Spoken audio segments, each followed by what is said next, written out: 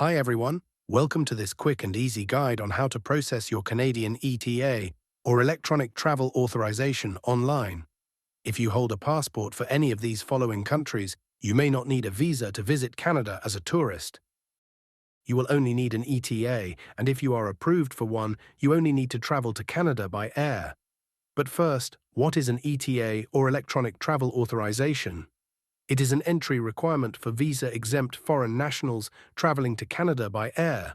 It is electronically linked to a traveler's passport and valid for up to 5 years or until the passport expires, whichever comes first.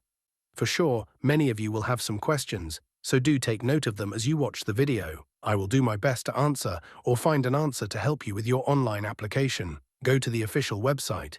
Visit Canada's official government website for immigration. And please do not click any links in the comments section. This ensures you're on the right page and to avoid scams. Let us fill out the application form. Watch this section of the video carefully. Some of us have unique last names like dash, apostrophes, and etc. Just click on the question mark for your guidance. If your middle name is on your passport, you also need to include this in the application. You can put it after your first name.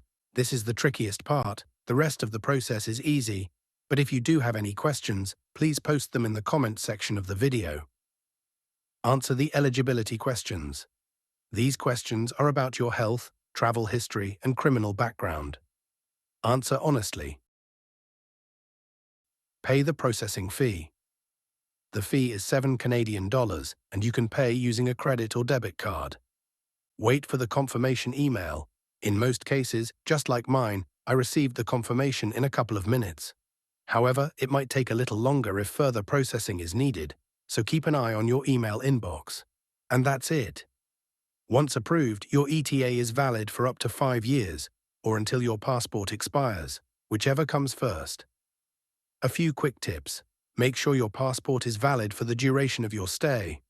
Print or save a digital copy of your ETA confirmation email, just in case you need to show it. I hope this guide was helpful. If you have any questions about the process, feel free to drop them in the comments below. Don't forget to like, share, and subscribe for more useful travel guides or vegetarian food and travel adventures. Safe travels and enjoy your trip to Canada.